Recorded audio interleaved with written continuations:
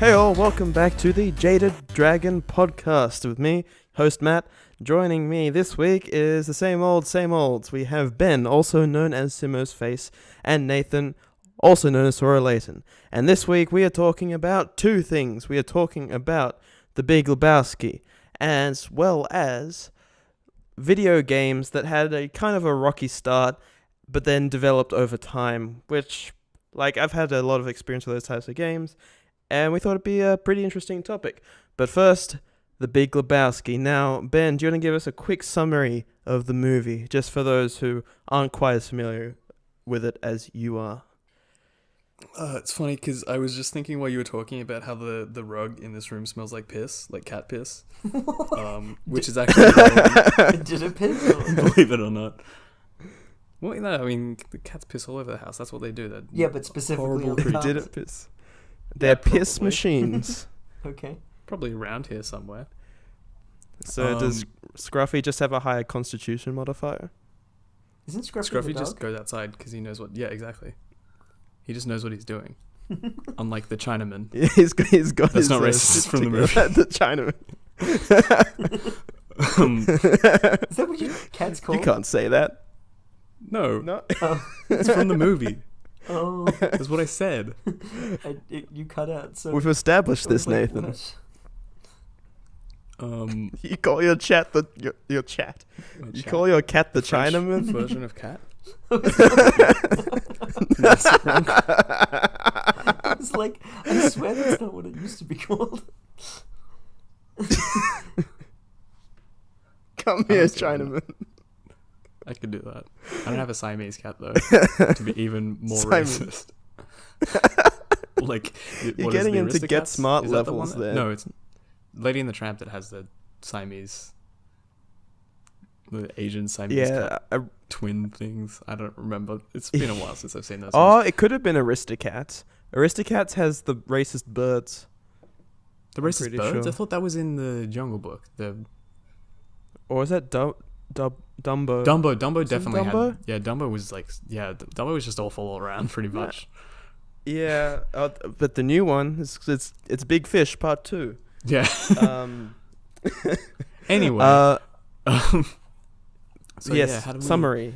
What's a good way to summarize the Big Lebowski? It's a just for starters, just a description of it. It is a noir film, like modern from when it was made.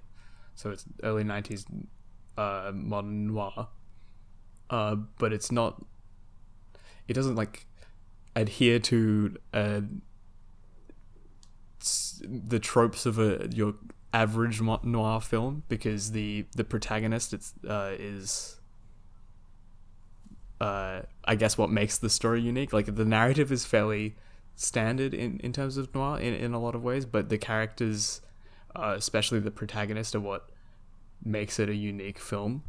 That and the Coen tone, the Coen comedic tone. And I'd also say the side characters as well. Yeah, a lot of the side characters. I do really like maybe noir. just characters in general. Yeah, well, I should preface that I do really like the noir genre, so it's not like I'm saying, oh yes, but it's noir but good. I think noir is always good. I think that a staple of noir is having very loud and interesting characters. The brooding detective, or like the brooding PI, and then the dame, that kind of stuff. I kind of think of they fit the roles. LA a lot Noir. of the actors in this. Yeah, LA Noir is sort of a love letter to a lot of that sort of stuff. There's direct references to the Big Sleep, which the Big Sleep's I think a good one. The Big Lebowski is definitely. I mean, they both have big in the title. I don't know if that was intentional or not, but the Big Lebowski definitely seems to take a lot from the Big Sleep specifically, in terms of the rich character being the one who hired him to investigate something regarding, I guess, in the Bunny kind of substitute. I'm not going to talk about the Big Sleep, but yeah, if you think about it a lot, there's a lot of crossover there. Yeah, I like the Big Sleep. It's a good one. It's a classic. And yeah, Big Lebowski. There's a lot of crossover there if you're a fan of that. Except it's more of a comedy with a fish out of water character. what came to mind was kind of North by Northwest. I don't know why. Like the rich character, but I know. No, but I don't know. It's just sort of getting pulled into like a situation that you're not used to. It's also got like a police station scene. I don't know. I just drew a lot of similarities between the two, but I don't think North by Northwest is a noir kind of film. Yeah, I mean, it definitely has influences. A lot of Hitchcock stuff. Thriller, does. Maybe. I don't know. Yeah, it's a thriller. But yeah, it's not strictly noir because there's a lot more a Hitchcockian thriller. Hitchcockian thrillers are so wide and varied in a lot of ways, but then there's the North by Northwest one is interesting because it's like a remake of a movie that he had already remade. So what was it? The Man Who Knew Too Much First, which he remade into The 39 Steps, which he then remade into North by Northwest. So that's like a movie that he made 3 times. 39 Steps was already a book. I'm pretty sure. Was it the other way around then? Yeah, 39 Steps was a book. Yeah. I can't remember. I think he may have made The Man Who Knew Too Much first, and then he made The 39 Steps, which was, an adaptation of the book, but it was also intended as a remake of his older film, which is like a really weird way to do it. It's kind of self-obsessive. I guess that's who Hitchcock was, so makes sense. But yeah. Yes. Maybe The Big Lebowski can be best described as a combination between The Big Sleep and North by Northwest, with like a Coen Brothers charm. Yeah, definitely. Like if you take Roger Thornhill's fish out of water character, this sort of the wrong man in this unique situation that really has nothing to do with him, or case of mistaken identity. I think is that the tagline for North by Northwest. I think like so. That, or is that just something that was in the trailer? I don't remember. But yeah, that's definitely it's based on a case of mistaken identity because at the beginning, the thugs break into Jeffrey the Dude Lebowski's house and piss on his rug because they think that he's Jeffrey the Lebowski, the Big Lebowski, Jeffrey the Big Lebowski, as opposed to Jeffrey the Dude. He Lebowski. also has a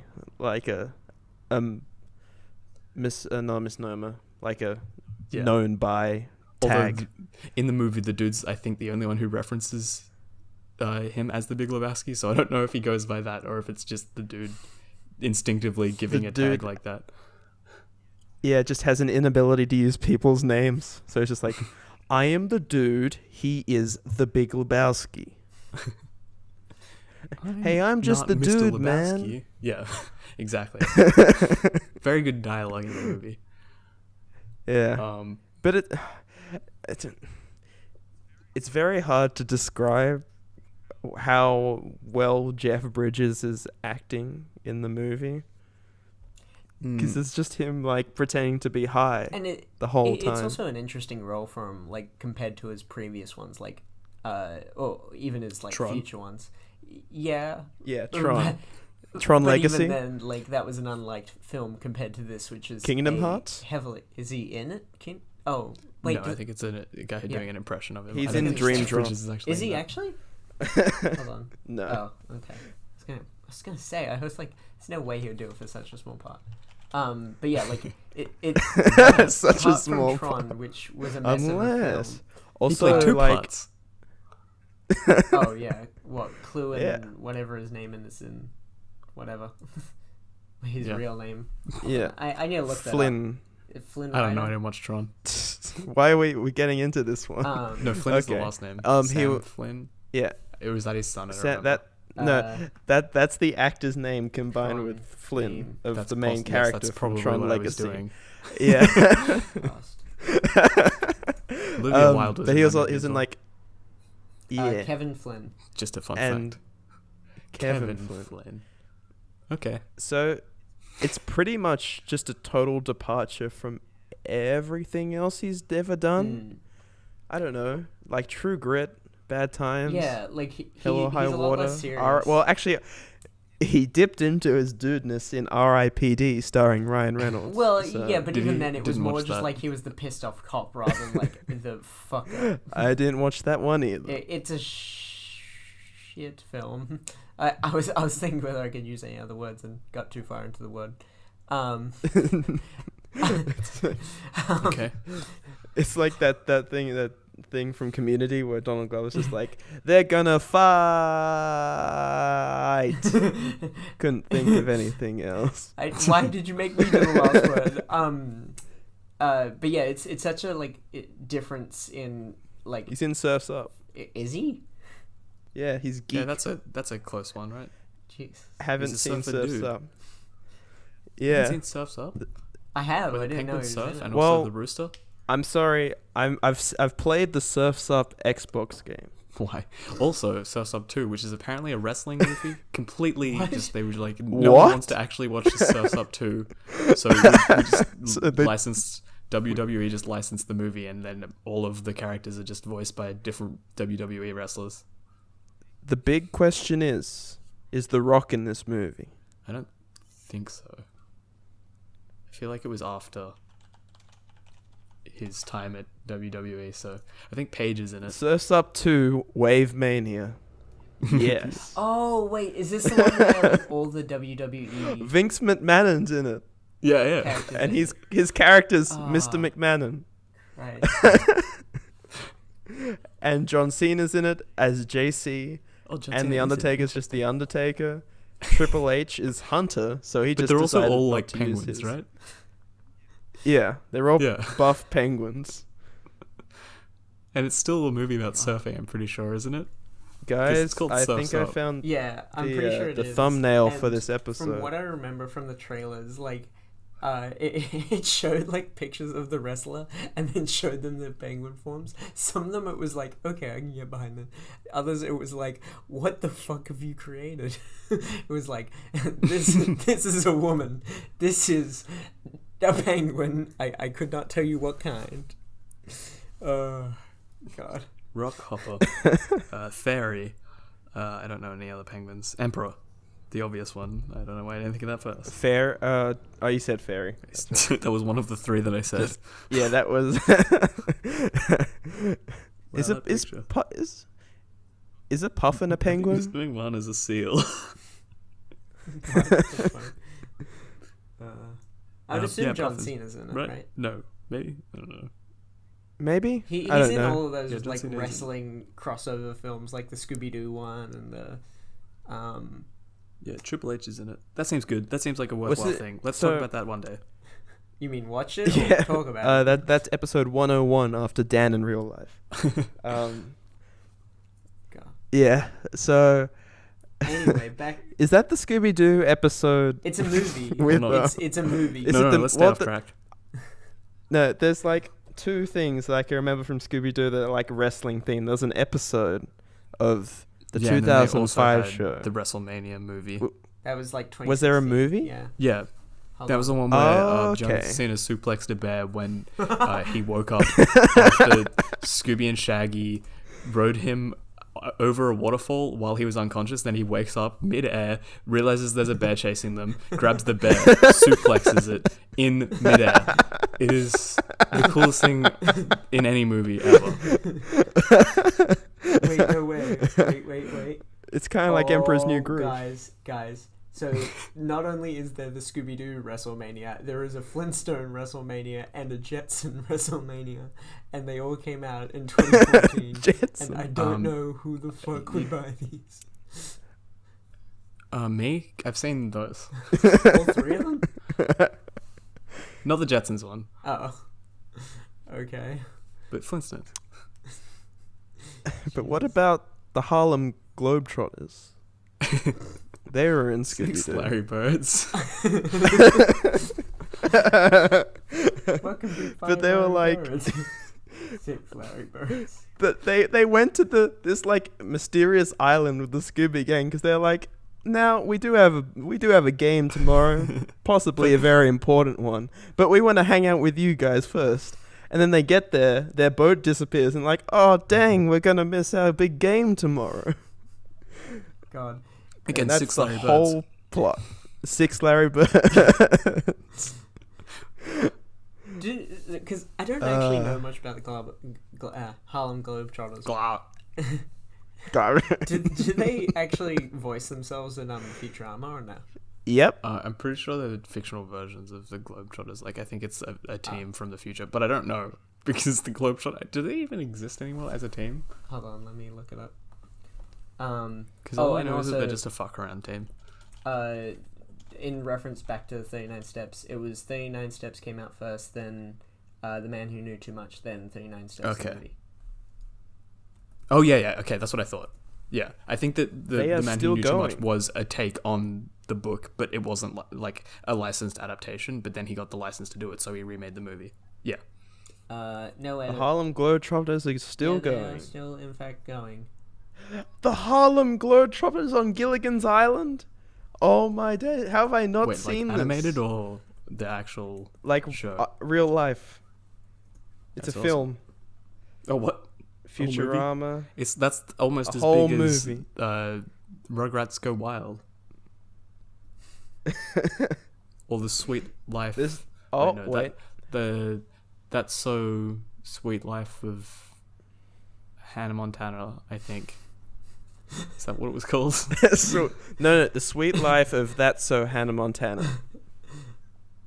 Okay.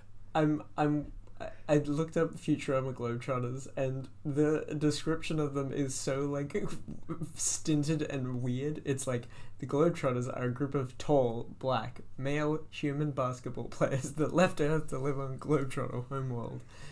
The team includes basketballers Bubblegum, Sweet Cloud, Curly Joe, Goose, and honorary members Professor Farnworth, Hermes, Amy, and Zoidberg. Everyone except for Bender.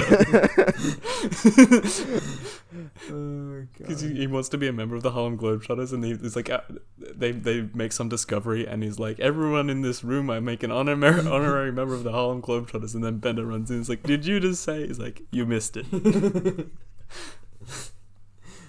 Apparently, Harlem Globetrotters were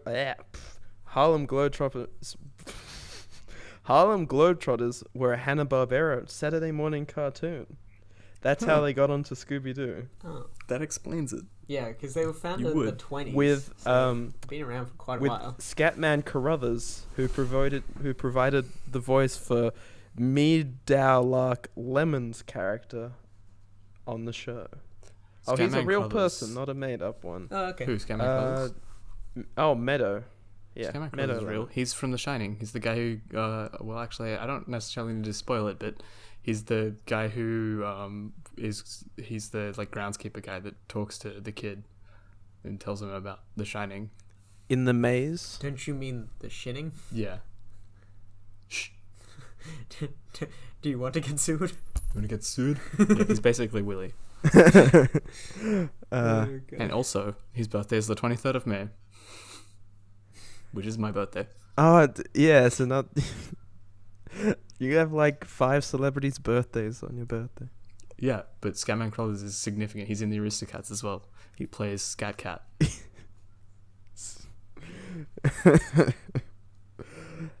Bringing it back around. So good. So, All right. with Big Lebowski. yeah, and I was thinking about, so with Jeff Bridges' like role in this, like it seems similar to like sort of not Jeff Daniels, is that the name of the guy in the newsroom? Yeah. Yeah, Jeff Daniels from like- Dumb and Dumber. yeah. So that exactly, so Dumb and Dumber. And The Martian. So how like he goes from being like a serious actor to playing like in one of the goofiest comedies, and like he pulls it off well. Where and then back to yeah, a yeah. serious actor Yeah. again. It's just like a period. It's just like, this was my goofy period. Well, I mean, I think it was something like he was advised not to do it, and he's Yeah. like, no, fuck it, I'll do it anyway. And it ended up being like one of his most successful roles. Well, I also heard that in the first week of filming, they were like really thinking about kicking him off, but like Jim Carrey was really pulling for him, being like, I need an actor, not like a comedian, because like he'll do much better working with me than like a comedian would, which would just try to like steal my limelight, which seems a bit egotistical, but whatever. That's fine. You do you, Riddler. Yeah. Yeah. I'm Batman. So yeah, and then That's what it says at the end of the other things I would mainly have to say about like the movie is that pretty much, or I can't really think of a single actor who didn't like give a really good standout performance. So God, what's his name? You mean like ever or in something in particular? No, You mean John sorry, Goodman? Yeah, John Goodman. In the Big Lebowski, I can't think of a single actor in it that didn't give a really good performance. So Steve Buscemi, John Goodman, David. Yeah, I was gonna say Thewlis. David Thewlis because he was only in one scene, but even then, he's so good in that scene. It's such a good. That's probably one of the Coen Brothers' best like small role, like And they do cast small random roles really well as casting well. things. I love I it saw 'cause a he's video so on it irrelevant. recently. Yeah, Like he's He's just there to make it basically uncomfortable. say like Maud, there's an in-joke between him and Maud, and Lebowski doesn't get it, and he's so confused. The dude's just like the visible confusion. Like that's what that is when you just see Jeff Bridges' face in that scene. It's just can only be described as visible confusion. Put that in the subtitles. yeah. Is it actually the subtitle? Visible confusion. I hope so. It'd be doubt so it. good if it was. Usually they People, use subtitles to explain something that's happening that you can see, but People have been like, especially with the release of Ballad of Buster Scruggs, like that's basically a movie about the Coen Brothers' small characters. But Yeah. I'd say like Big Lebowski's on like a similar level with their small characters, like the Nihilists, the the Nihilists are a bit more the porn important, the porn director. Oh, Jackie Treehorn. Yeah, Jackie Trail. When he's He's on the phone and he writes a note. he writes something. It's a good one. And then that's the one bit where the dude actually does some like detective work. And It it's just amounts to a dude with a absolutely massive nothing. schlong. It's like the dude's like, oh, I'm in this now. I need to actually do some detective work. I need to figure something out. And so he uses like some skills that he saw in a TV show or a movie or something. And it's just like, oh, I learned nothing. Oh. And then he gets drugged and then just ends up at home again, having He doesn't Wait. end up at home again. He goes to the police station for another one-part character, the sheriff of what was it, Malibu, or is that where he was? And he No, he's just a that- complete that's dick the, for no reason. Yeah. It's so great. I think I'm getting the scenes mixed up because then that leads into a scene with I'm not getting the scenes Julianne mixed up. Moore's That character. happens immediately afterwards. No, I'm saying I am Oh, getting it okay. mixed up. Dude, Sorry. I know what I'm doing. I've seen this movie. Yeah, I don't. And then Flea. Yeah. A lot of see, that's why I find it to be such a perfect noir movie, because noir is very much about the bit characters, the characters that you go to, that the detective goes and investigates and maybe gets a little bit of information from, but not necessarily doesn't feel the need to recur. It does that so well. It's very strong. And like that's also like the sign of a good mystery when like you don't really know who's going to be coming back, who's not, because like Midsummer Murders is like the main one that comes to mind, where it's like there's usually like 3 people that are like just throughout the episode, and it's like, well, it's got to be one of these 3, or else it's just like some random. I mean, serial that's the murderer. same with any murder like mystery show. Yeah, exactly. Death in Paradise. Death in Paradise is always the Castle. first person they interview. Yep. Like every Always. time. Well, in Law and Order, it's whoever the special guest is. So it's like Jake Paul, or whichever Paul Justin brother. Bieber. Jake Paul. Was it Logan or Jake Paul that was in one of them? Shoot him. I can't remember. I think it was Logan. I think. I don't remember. I just remember. It's watching that it's scene really where- not important. Yeah.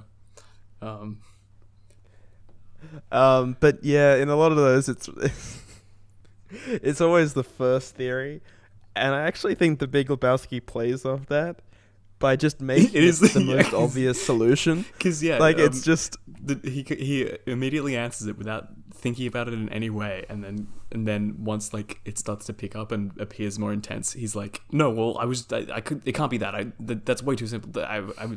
There's no way that I could have said that. That was a ridiculous theory. I just said that because like I didn't think this was as real as it was. But now I was real. bowling, and the high of it bowling was was that. just making it too much. It was so good. Yeah. So we talked about this last week. Actually, we should say that, but we lost that because you said in the one in between that we lost the audio. So we are kind of covering a lot of stuff. I was just gonna say have already been over in theory. I assume this is like a moving on or something. Do you guys know how well Big Lebowski did to like when it first came out? Not very well. It's a cult classic movie. It came right after Fargo, which was a much more successful Coen Brothers movie. So a lot of people looked at it and went, I don't know what I expected. This is ridiculous. Who it was like Roger Ebert or somebody was talking about how they were watching the movie and they kept waiting for the bowling tournament because they're like, this will be so great when they get to the bowling tournament. There's so much build up to this bowling tournament. And the first time they watched it, they were so disappointed because there was no bowling tournament. And then the second time they watched it, they appreciated it more because they knew what the movie was. Like sometimes it's hard to wrap your head around the movie because you have such a different expectation for it. Were the Coen Brothers as big then as they are now, or no? I mean, Fargo was huge. Okay, but like, were they big before that or no? I mean, I'd say like Fargo was the start of their prime, and they're like still riding high on like. I haven't seen True Grit. And that was like one of their more recent movies, but I think that was received pretty well. So like, it was the start of their that was on Netflix rise. Anthology. Yeah, so there's a lot of reason why you'd think that Buster Scruggs wouldn't have wide appeal, but it was still massive. So yeah, have they announced another movie? Have they? Not that I know of. I mean, Buster Scruggs did pretty much just come out, but I assume they'll be working on something sooner or later. They weren't saying they were retiring, as far as I know.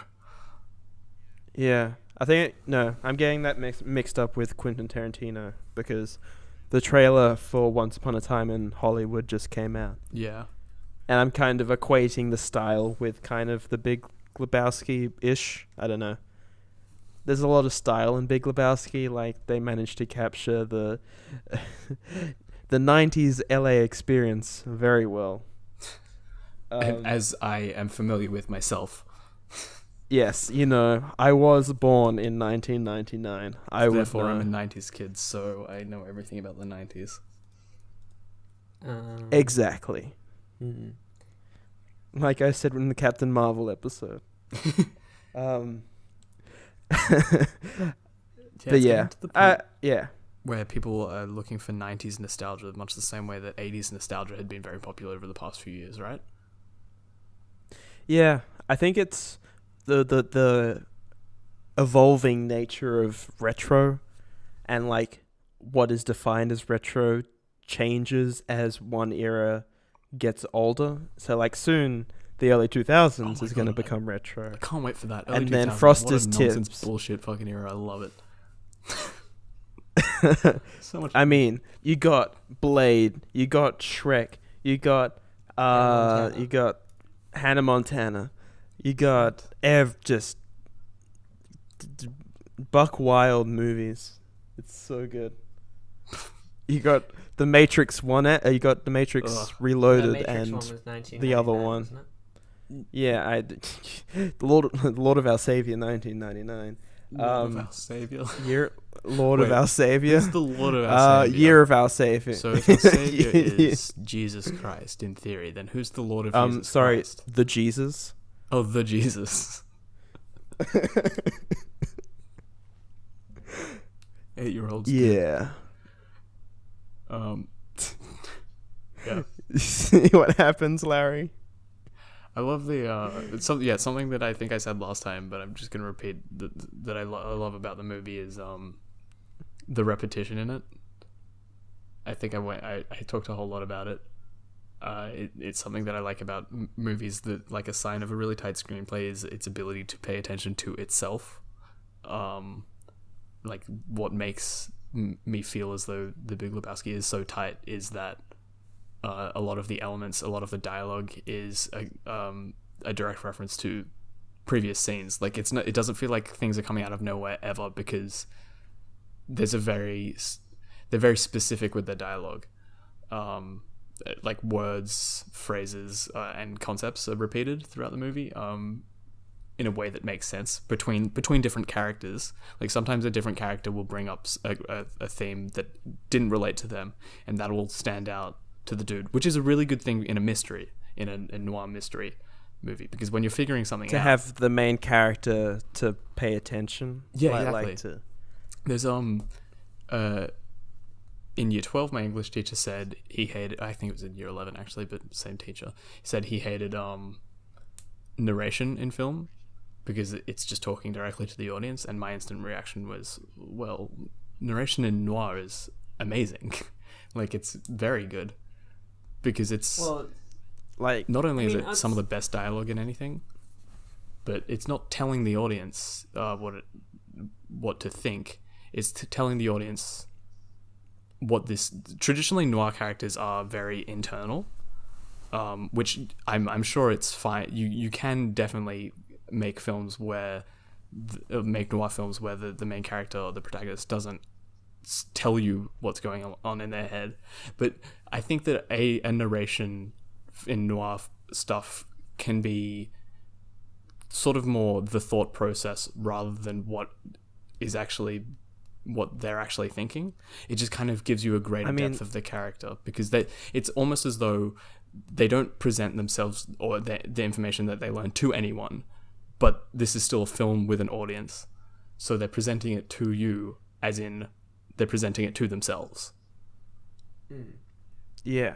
But, it's what comes to mind is the voice over in Blade Runner. So like I think it was probably one of the cuts, I don't remember off the top of my head, had Deckard doing noir style sort of voiceover, and I thought that was a similar pretty good example. Like it's no Sam Elliott, but it was still just. I like that you bring up Blade Runner, which is one of the most famously hated narration. I mean, I don't know. I thought it was. Look, I liked it. I thought it added to the film. It definitely doesn't take away from it in any way. So, I don't know. I think noir and voiceover can be done well. I haven't seen the version of Blade Runner with the voiceover, but I've heard of what the problems are that people have with it. So I can't make any comment myself, because I didn't watch I watched the director's cut. Wait, yeah, that's the way that it works, right? Yeah, I watched the director's cut, but not the theatrical release. I think that's the one that had the voiceover. Yeah, I don't remember. It's a very I can't make any comment problematic movie. Well, I would say that with most film techniques, it's just like whether it's used well, and the Coen Brothers definitely seem to have a grasp on. Well, it's not used in The Big Lebowski. Oh, sorry, not the narration. I was thinking about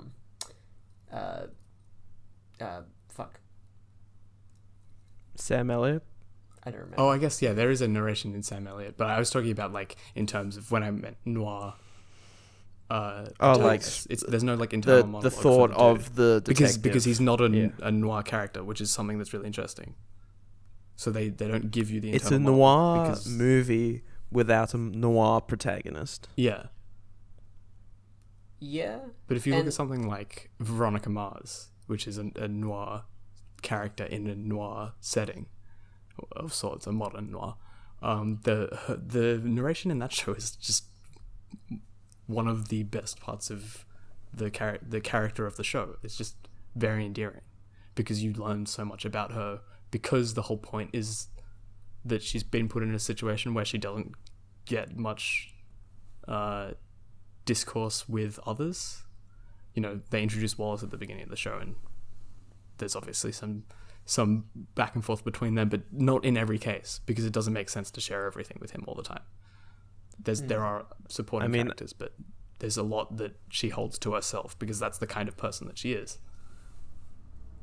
Yeah, and that's only revealed in voiceover, like these personal bits of her life. Like, I haven't seen much of the show, but like the bit I did see, like it's the bit where she's trying to remember what happened to her at the party, right? And like that's a like deeply personal aspect of her backstory, and she doesn't talk about it to anyone, but it's only through like her thought process that you hear as the audience. So I know you haven't seen the later half of the season, but the her describing what happens in those flashback moments is actually so much more significant to how you view the series than if it just showed you the flashbacks, because it's about her perspective. She's narrating it. She's telling you what happened, so you see what happened through her eyes, but she doesn't know exactly what happened. So you only know as much as she knows, so it's important that she's telling you. And if they just showed you that... See, that's the show don't tell. It's really an annoying concept that people keep referring back to. It's like, oh, show don't tell, so therefore this is bad because I'm your being told. English teacher's fallback thing that they always say. But you don't know what you're being told. A good writer can tell so much with hardly any showing. But using telling as a technique is far more interesting than just going, no. I have to be very descriptive and make my books 600 pages long in terms of describing just one room. It's like ridiculous. It sounds like George. Oh, what's that book where it's just about a man who walks across town? It's Catcher in the Rye. This was called Friday. It's quite old, like as in like it's I think in like from Roman it's like times or something. Pre-early 2000s. Might be BCE. Rome still exists, dude. Like Nathan's read a lot. He'll get this. Like there's I think Maximus. there's about 10 pages where it's just about a man changing like picking out a stone from his pocket, handing it to his other hand, and then putting it in I know the one. Pocket. Like, what the fuck? It's the Latin textbook with Grumio. Cambridge Latin course. Is that what it was? At Cambridge. Exactly. Yeah. Yeah, Cambridge. Oxford? Yeah, not Oxford. Yeah. No. Did you figure it out? You cut out there for a second. I need Credo. Give him a call. No. Right, I'll just call him up. Back right now. Quickly back to the voiceover thing. Linking it back to last week's episode. Like last week or the week before? with Veronica Mars. Last episode. Yeah. Okay. Like with Veronica Mars, Captain Marvel. I know a lot of people didn't like the lost memory trope in the movie, but I thought it was done well, as I've mentioned before, in like the similar way. So yeah, I think it hurt the movie in some ways, but it did. It made sense for the story they were telling, but it did hurt the movie in some ways that I think let a lot of people attack it much more harshly than it deserved. Yeah, but anyway, I was just bringing it up because it's like it kind of links in with the whole Big Lebowski narration flashback thing. Wait, that doesn't make sense. Wait, that's fine.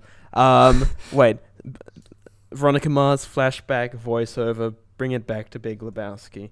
Okay, that's right. He'll edit it out so he looks good. No, that's shush. Call that. I'm gonna bleep you out. Fuck you. Nah. Then bleep that, bitch. Whoa. You're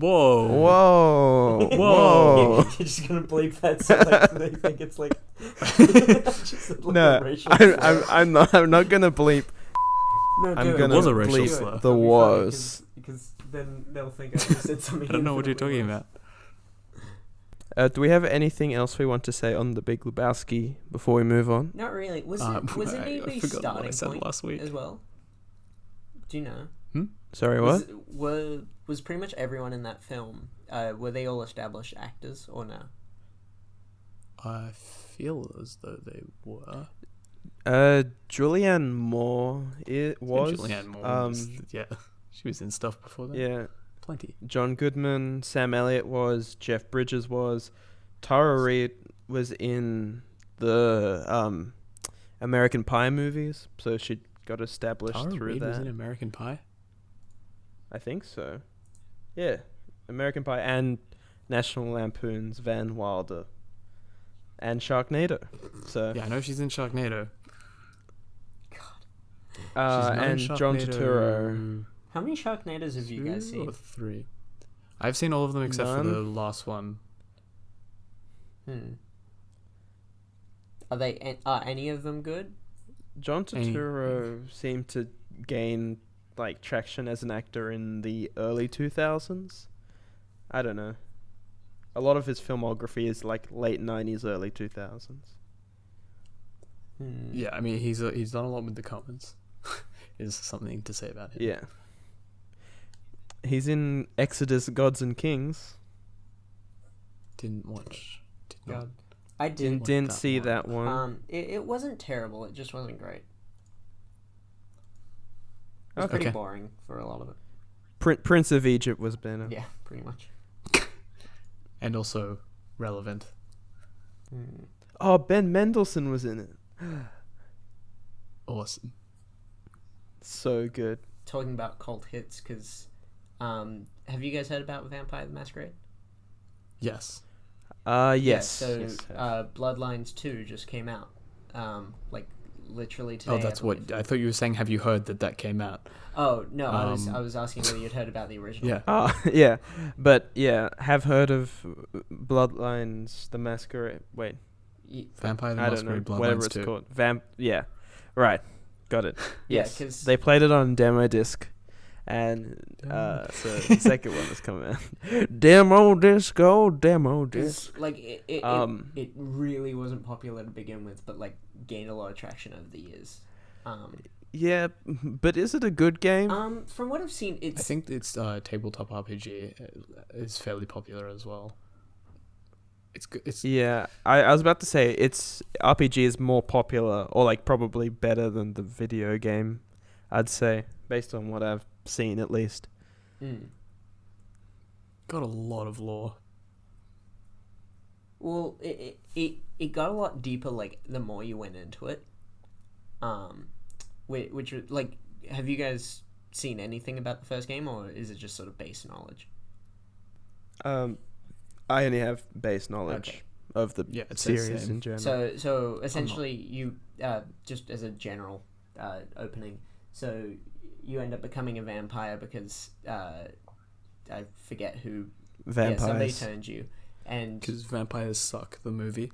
and Haha. Remember that bit where she got a paper cut and it's like, haha, vampires, they like blood. I think that was in Twilight, the movie. okay. Was that in... Okay. Well, Haven't And seen then they either parried of it in them, so- Vampires Suck, but I think that was actually in Twilight. okay then. Well, Maybe the book as well. I don't remember. either way, so Go on. you essentially learn about, Continue. like, all the different factions, and then from there you sort of make your own choices. There's like a main story, but you can sort of take whichever side you want. Are there jock vampires? Yeah, like it's Yeah, it's basically just like all the different factions are just like the different cliques Yeah. in high school. realistically, but like some of them are more adult because some of them are like we Except want money. there's a whole lot more. Hey, emos it's like high school and with goths, sex. because vampires are the most goth. Yeah, sure. It's like everyone is... Oh, damn it. Is it Roxy? Is that the fifth evil X from Scott Pilgrim? Yes. No, fourth. No, fourth, sorry. Is it Roxy? Yes. The goth lesbian phase? Yes. It's good. That's a Anyway, neat reference, Matt. continue. Just Haha, super smooth. clean. Just no issues. Just in and out. Um, No, Okay. ladies and gentlemen, we got him. But yeah, so you can pretty much choose to be as good or as evil as you want. So you can just sort of start attacking people at random. But there's a morality system. yeah, and it's actually interesting the further you go into it. But I can see how it'd be quite boring. It gets more interesting when you get into it? Well, like... That's pretty out there of a concept. So I tried watching it once, and I thought it was just pretty bland. The Cry one? Yeah. I think that has like 40, 50 parts or something. It's ridiculously long. Yeah, it's one of his big series, yeah, right? because it's a ridiculously big game. At least for what it was, especially when it was released. And it's interesting how it's gained traction because it definitely was not popular either critically or in sales. Commercially. Yeah. So, but people just like really liked how in depth the game went, so it just sort of got passed around by word of mouth, and then people just slowly kept buying it. And I guess it's somehow gotten a second one made. Warranted a second one? Yeah. And it's already a Steam bestseller, so that's good. Just nice. Yeah, it's not a cult classic. Well, the second one's not a cult classic. Yeah. But yeah. I mean, it would require a lot of people to just go back and play the first one. I don't know whether it requires a knowledge of the first one. I literally know nothing about the second one yet. I feel like cult classics in gaming don't really exist anymore. They just sort of all like those sort of games come under the banner of indie game now. No, like I would say so. What do you mean by don't exist anymore? No, Do like, you mean there aren't any current releases that become cult classics? Because that's a lot harder to codify. I mean, I can't think of any. And I like any that I do kind of think of, they're indie games. So. But do you mean like of recent releases? Yeah, like last 9 years. Last 9 years? Cult classic. Can you video think games? of a cult classic? Well, it's a little bit harder to define because, like, I could say that, Wolfenstein was a cult classic because it wasn't as successful as maybe the game indicates, like the recent Wolfenstein games, but it really found its audience. So maybe Wolfenstein would be a good example. Kingdom Hearts was. I mean, I guess. Yeah, I feel like Bringing Kingdom it back Hearts kind around. of is a little culty in that everyone who enjoys it is part of a cult. Yeah, but also like the people who played the games that they added, like the sort of cursory games, like the ones on the different platforms. I think that the people who played those a little more. We'll edit it all out so that Ben can have the last word.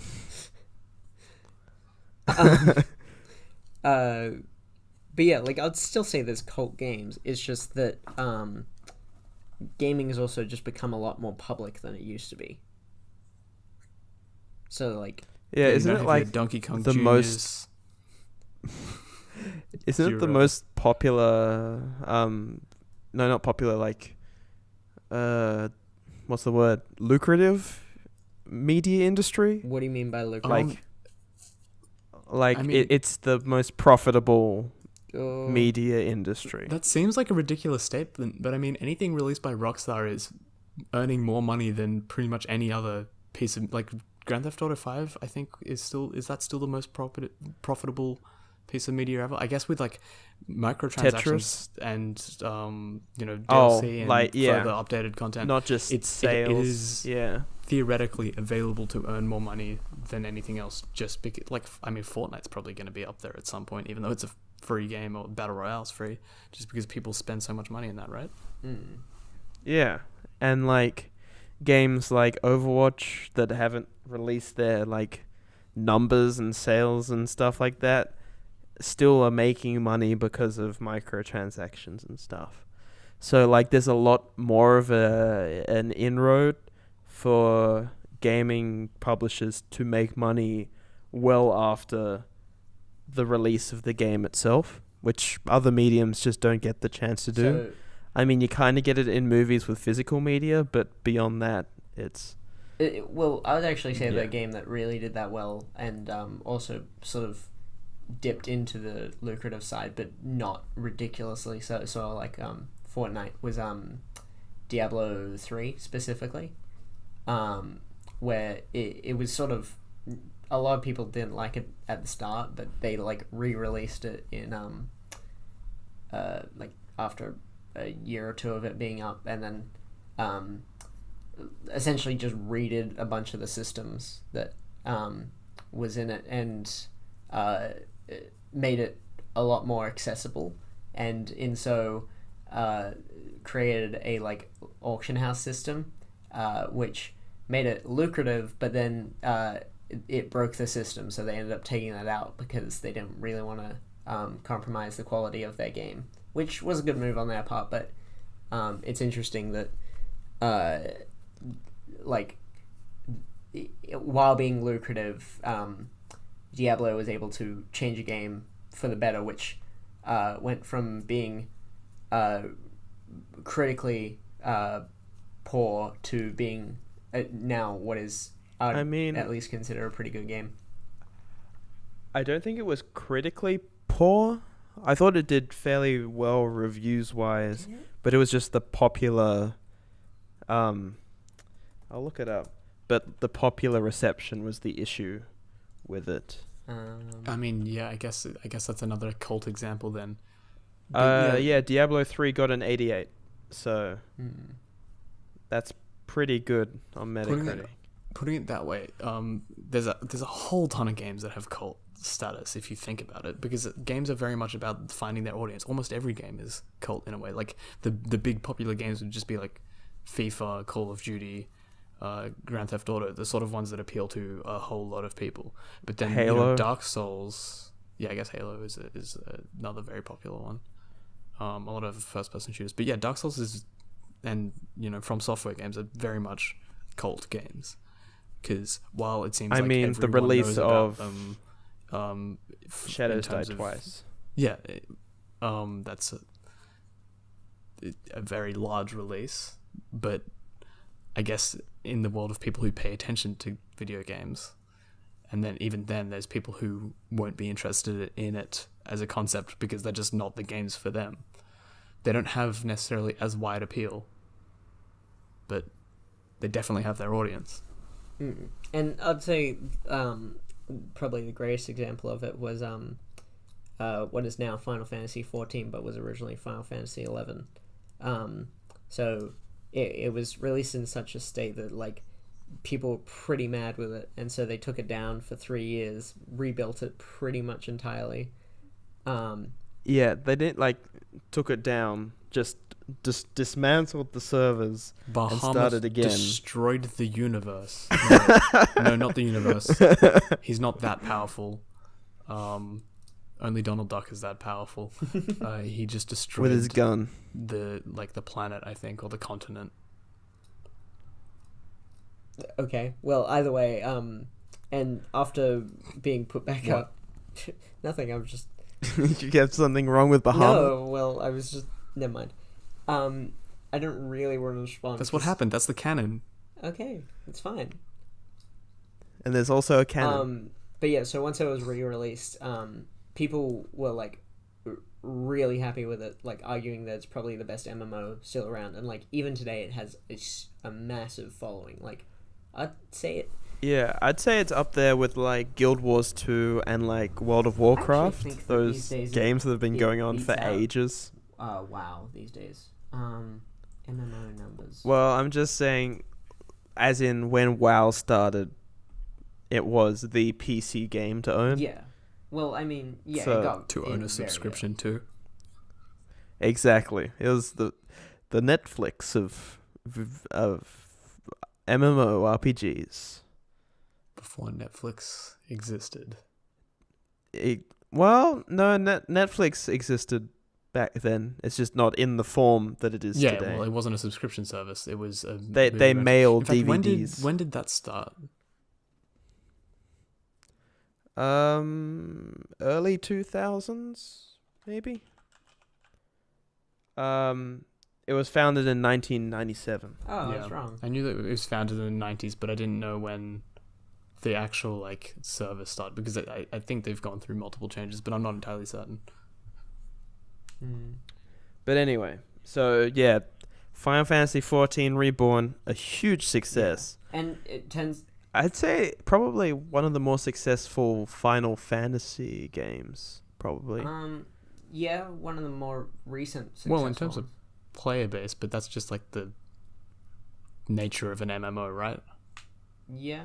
Yeah. Yeah. And it turns out I was wrong. So World of Warcraft has plus. Of course you were. 7 million around about players, and Right.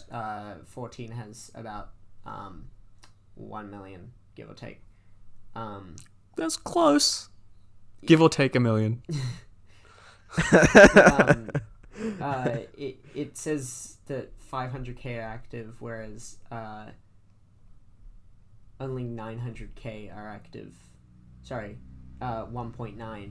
Only 900. Well, so it's half of the player base is active in whatever, whereas a seventh of the less than a seventh of the. But that's because World of Warcraft has been going for so long. The amount of accounts that are either because then plenty of people will not use their accounts anymore because of these are various reasons. These are active subscribers. Yeah, but you can Your point was that WoW has a lot of players, but only a fraction of the player base, and that's because it was released in 2004. People stop playing games. No, my point is that 7 million is active subscribers, and then 1 million is the ones that use. Why the fuck would you pay for a subscription to World of Warcraft and then just not play? I don't know. Oh, God, I hate MMOs. That's Guild Wars was a good I don't know. It was nice not having to pay a subscription for that one. But I never really got around. I got a free thing for WoW, and I played it for a little bit, and I was just I'm just gonna watch Griffin play it. He seems to know what he's doing. Peacecraft is far superior. Also 2018. I would think that MMOpopulations.com, that's probably a better site to go on. Oh Jesus, it's counting up all the. Okay, here we go. Okay, so Getting a bit overwhelmed with the MMO stats there. yeah, so currently, F14 is the biggest growing one, except old school RuneScape for whatever reason. I have of course, yeah. I've seen it had massive Yeah, growth for whatever Oh no, reason. it's on mobile now. Oh, okay, That's that why would it's growing. Explain a lot. But yeah, so Is old school RuneScape better than new RuneScape? a lot of people think so. Yeah, a lot of people that really dislike the old one. Oh, sorry, new one. What denotes old school RuneScape? 2007. It's just the original version of it, I think. Okay. Because I played RuneScape for a bit, but I wasn't sure what version of RuneScape it was. Yeah, so 2007. When I played it was definitely old the school. browser I one? believe so, the browser. Yeah. But yeah, so 14 seems to be doing a lot better in terms of growth. So I think WoW's been going down, whereas 14's been going up by quite a bit. Okay. Yeah. And I think it's just games that start off rough. I feel like that's just a reality that gamers have to come to terms with these days, is that sure, a game will come out and it might not be finished, and also publish we shouldn't maybe we didn't complete the game, but it's there. but it's out. It's what you wanted. You wanted the game now. Here you got is it the now. title It's not screen. finished. I'd say the point at which most people became both disillusioned and then more accepting Jaded. was probably No Man's Sky. So the opposite of Jaded. Yeah, the opposite of Jaded. Um, I thought maybe doesn't matter. Or unless Nathan Sorry. cut out there, because No Man's Sky, Oh. I definitely think people became jaded. Yeah, I thought that was the point where people People were bore so down on pissed off companies about it. releasing bad games. no, it Did you, Nathan? bad Did you games, say not accepting completed or games. not accepting? not accepting. I think. Okay, yeah, it sounded like you said accepting. Oh, okay. I think there may have been a miscommunication there. So I was like, okay, the opposite of jaded. Sorry about No, that. so so it was interesting how it began, because like that was really the one where like people were real pissed. Mainly because the guy had Jaded. like outright lied. Actively lied. Yeah. He was Yeah. I don't know. Maybe you'll find your friends. Yeah. And then and then his like whole excuse was like, "Oh, I was too excited. That's why I lied." Whatever. But actually, Thanks, I've Sean taken a look Murray. at how it's changed these National days, treasure. and it's really interesting. It's a Nicolas How- Cage. It's really cool. Yeah, It's like a really cool game it now. It looks a lot closer to what was originally promised, and it's all free, like all the changes. So like, there was Yeah. like It's like I think that was probably multiplayer. the greatest version of like a company actually fixing their problem, and then at no cost. Only So like, because it's now a game, yeah, as opposed to it wasn't before. As much as It was people a say, tech it looks demo good now, for they like don't- this infinite engine that they developed, like an algorithm. That was essentially initial No Man's Sky. It was like, explore this infinite space where you might meet people. Wink. you can't. By the way, The wink You means Yeah. you know that we're lying. But But yeah, like yeah, there are other games that kind of followed this, not that happened after this, that had a similar sort of experience. Like I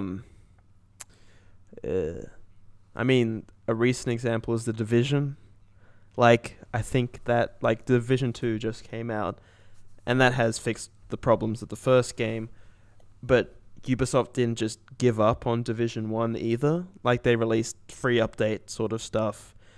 This games as a service model encourages that continued player base support. Whether it's done well or not is up to the publisher, really. So I think that's just something we're seeing more of as more games with a service come out. and then Games as a service. I'd say that games in another vein, which is that games which weren't like broken to begin with, but sort of lost their player base, and then through attempts gained it back. Like, it's a game. Sheer willpower. Yeah, it's a game that we've all played. Rainbow Six Siege. Like, it's pretty Yeah. interesting. Like that.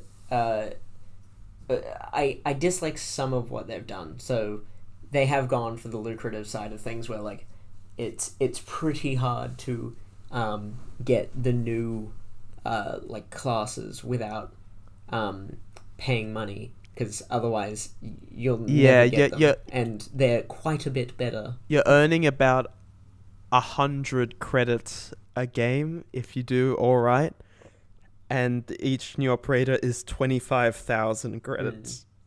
So that's not great, but I'd say they've done they're counterable with the original operators. I think. But I mean, otherwise You- the game you would can just be definitely- straight up broken, which would piss people off.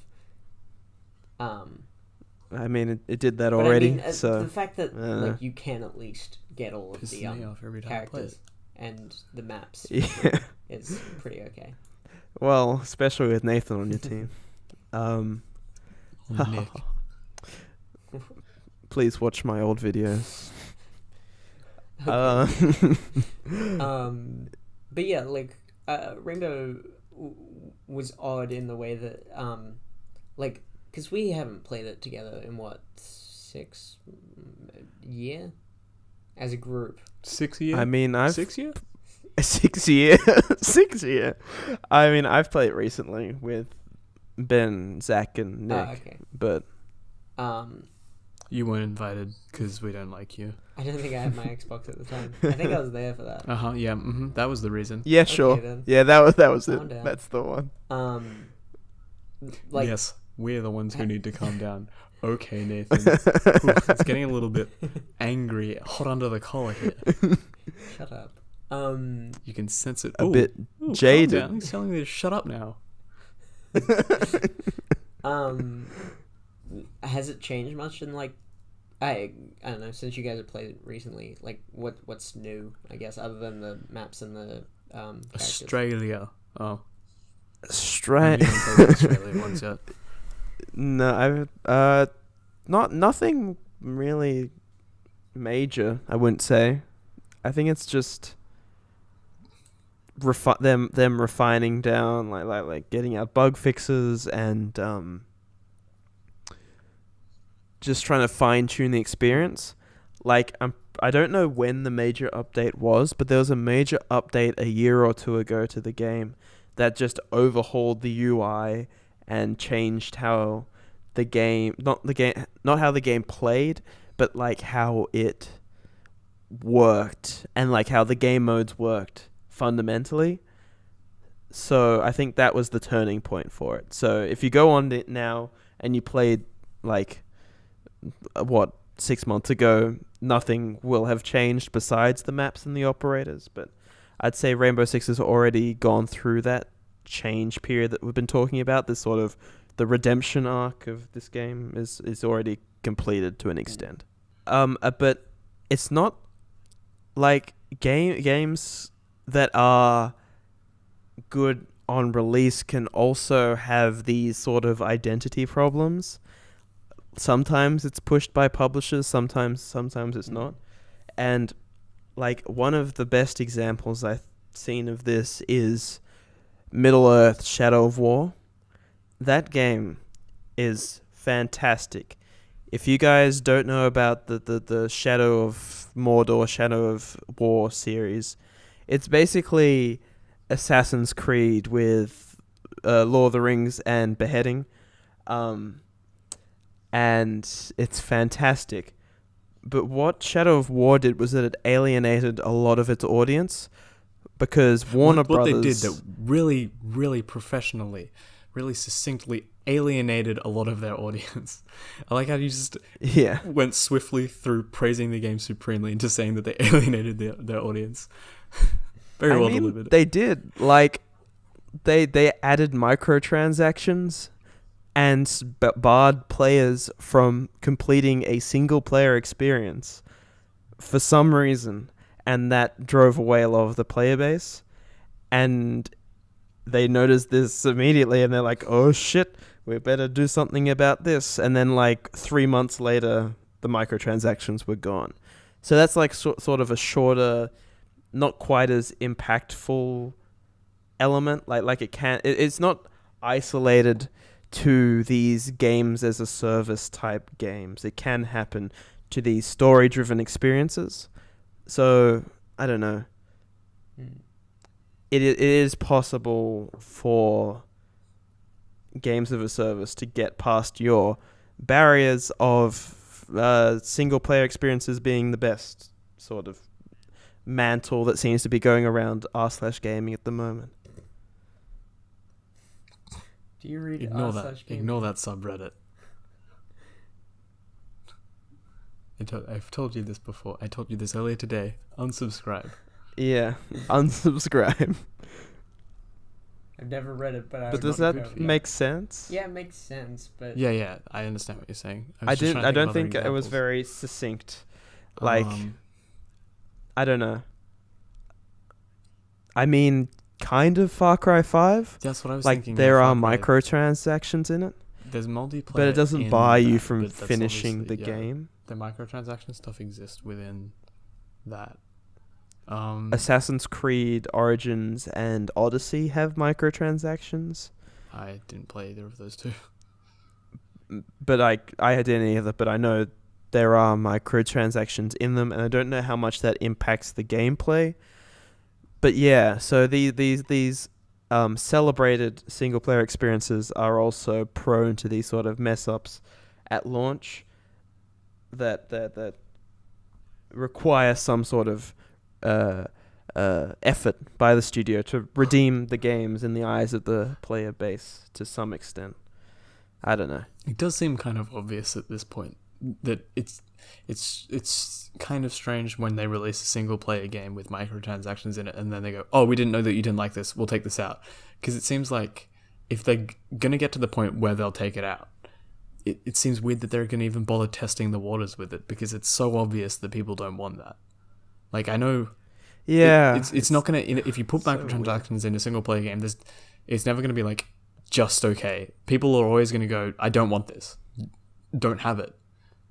Well, yeah, but it's more about whether people complain loudly enough rather than. I know that's exactly the thing, but I feel like if there's definitely, I think, occasions where people don't complain about it if it's nominal. Forza Horizon, if the Forza it's not Horizon series, particularly relevant to the gameplay, then people won't. It won't cause as much of an uproar. But then people still release games where it's significant in the single player, where it's and it's obvious how significant it is, or even in multiplayer, and it's like, why did you think that would work to that extent? There was an example of that would have been the AC or Odyssey. Is that what the newest AC is? The Odyssey. Yeah, is it that Assassin's Creed? Yeah. So there was the thing where it was like you could either spend ages just grinding out side missions, or you could, pay $10. And it was like, okay then. Yeah. Hey kid, you wanna play a video game, or you wanna skip? And people were like, this is very clearly obvious. Skip to the end. Yeah. You want the end cutscene? That's $5. It's like, I Keep understand. knocking my mic.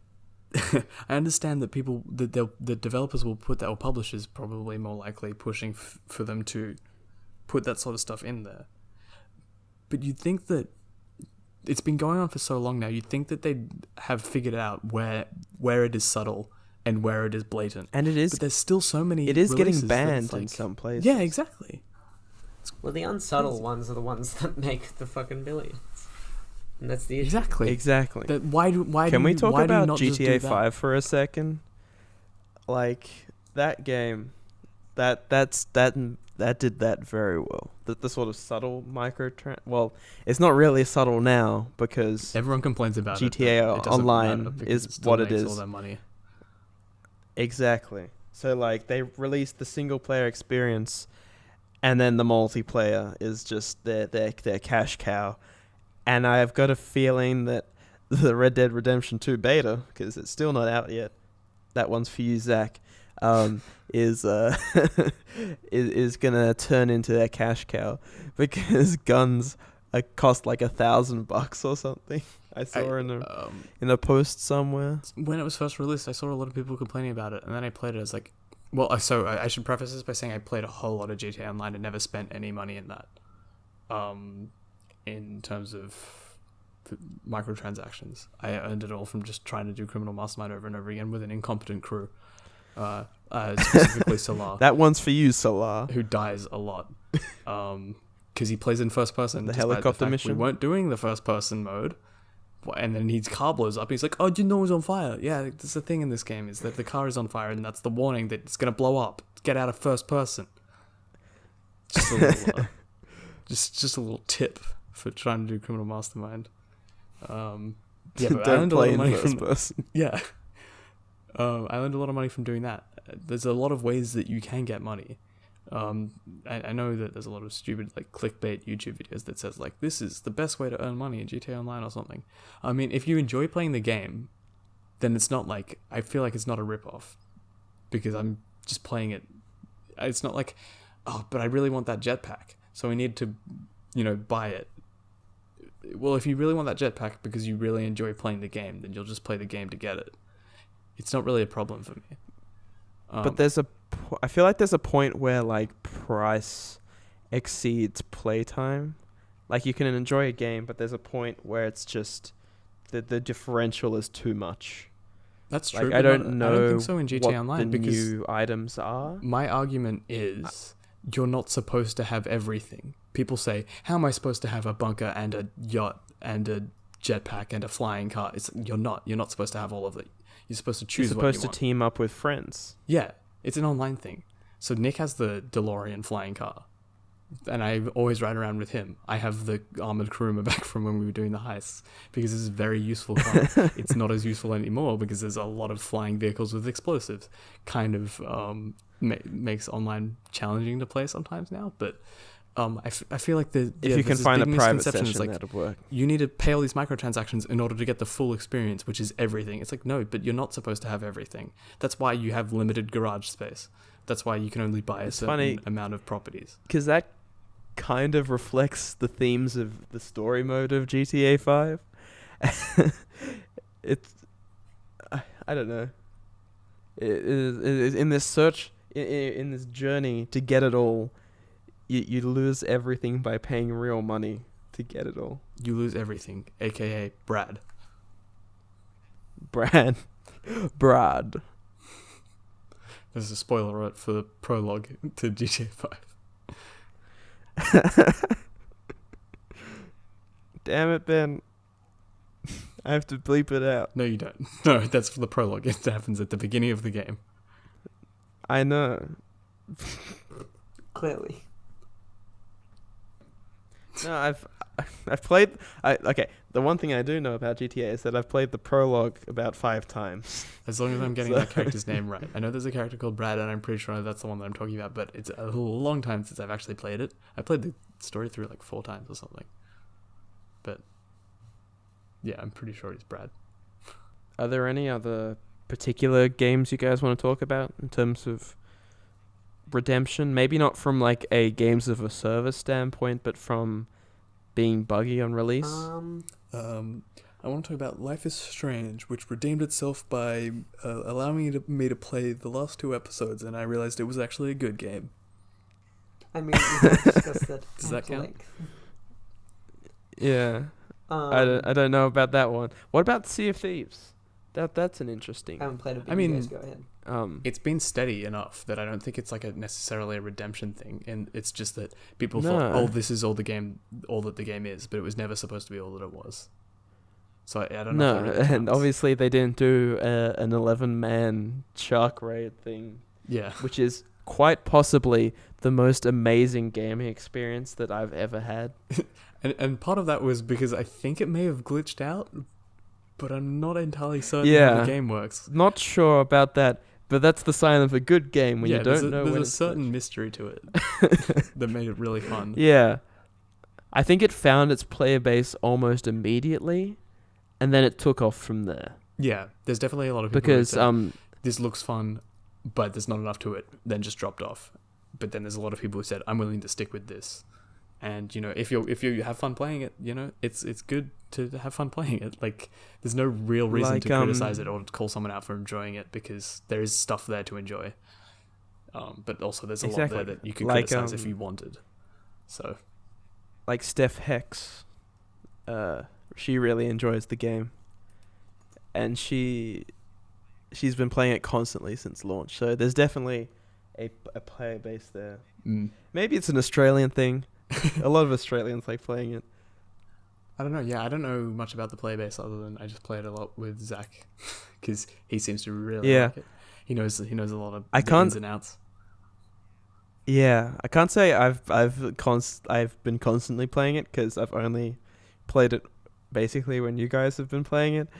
So I'm still like level nothing with nothing, like not even my own ship. So yeah, I just use Zach's ship every time. All of his custom upgrades and stuff or whatever. They're not really upgrades. They're just when we did that hungering raid and I died, I just got Zach's ship, and I was the only person on it, and it's this massive ship. Yeah, because our ship was so good. Wherever. Sloop. No, we were just on the sloop, but our ship was a galleon. And then you and I went on the sloop to try and get the... Yeah, it's a good video. Yeah, you should watch that one. It's a shame that I don't have any recording stuff, so that when you died, you didn't actually get to see the rest of the fight. The raid. Yeah. You just sort of stood in a bar while we talked about what we were doing. What's his name? Not what's his name? Hey Bale. Chris Bale. No. I don't know what you're talking about. Neither do I. No? The soccer player. Oh, Gareth Bale. Gareth Bale. That's the one. I think you said Not Hey Scott Bale, which Sterling. really threw me. Yes. I don't know. What the main point of this segment was was to show that like games can change, and I think it's fascinating, like the massive transformation games can go through, like we've been talking about this whole segment, and I think that's just the zeitgeist of the gaming industry that we're in at the moment. And as much as people have been criticizing it, I think it's actually kind of positive. It's kind of it's not the best direction the game industry could be going, but it's definitely not a bad one. Oh, I know a lot of people have issues with it. In terms of specifically the AAA market, people have no issues with the indie market.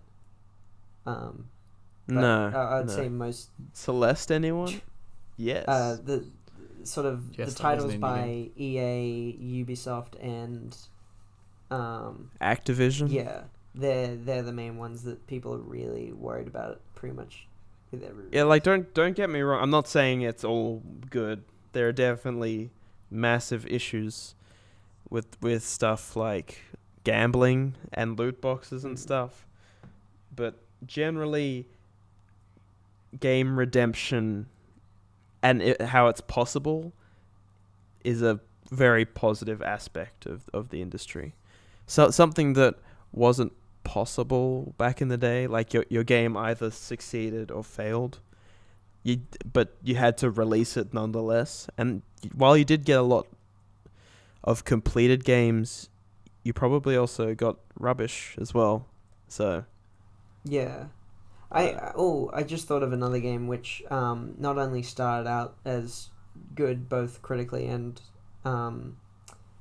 commercially, but also just added to it and made it even more popular. Shovel Knight, which was a pretty solid game to begin with, but then added free DLC, which just pretty much everyone who played the game just loved it, and it was already a $15 game, so super good and super cheap, so everybody was pretty happy with that. Sorry, what was the game? Hollow Knight. You cut out. Sorry, not Hollow Knight, Shovel Knight. Oh, well, both actually. Shovel Knight. Yeah. That Metroidvania style game. So you got Hollow Knight, Dead Cells, and then Shovel Knight that came out a few years before, have all had solid DLC release schedules, and it's all been free. So that's been pretty sweet. So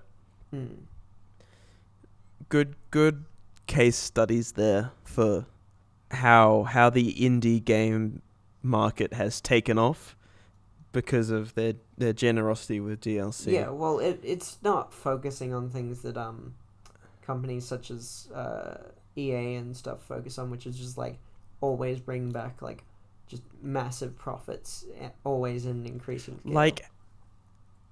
EA was expecting, what was it? I don't think it was Anthem, or it might have been Square Enix with Rise of the Tomb Raider. It was, Square Enix. Or Shadow of the Tomb Raider. Square Enix said that Tomb Raider was a failure because it didn't make back the money from its previous failure, even though it was very successful in terms of sales. Because Square Enix is a backwards company in terms of that sort of thing. I love a whole lot of their stuff, but Jesus Christ, they don't know what they're doing. Yeah, they do the good ones like Kingdom Hearts and Just Cause, but their marketing is just and their expectation is. I'd say Capcom has actually done a great job of managing expectation and releasing quality games recently. A lot of people have been calling this year the year of the last 2 years the year of Capcom. They did. When did Resident Evil 7 come out? That was January. This is the era of Capcom. I will say that Dead Rising 4, while fairly disappointing, they did manage to fix that with Capcom Heroes mode, which was very fun. Yeah. You see, everything can be redeemed, even the mediocre stuff. Yeah. So, message here, don't give up on your games. They might come back and they'll be better than ever. Yeah. on that Interesting episode, this one. On that riveting note, let's end. Thank you all so much for watching. Support, as always, has been great. Thank you to Kubi and for the use of his song Up in My Jam. All of a sudden, it's an absolute banger. So give him a listen on his SoundCloud, which is just soundcloud.com/Kubi. Give that a listen. Also, KUBBI. Yeah, so check that out. I'll link it down below if I said that too quickly. So, in case you're incapable of pressing the rewind button. Or like Which one is KUBBI. There we go. Just adding in a few letters. Oh. Just shut. Oh, okay. Thanks, You're welcome. Nathan.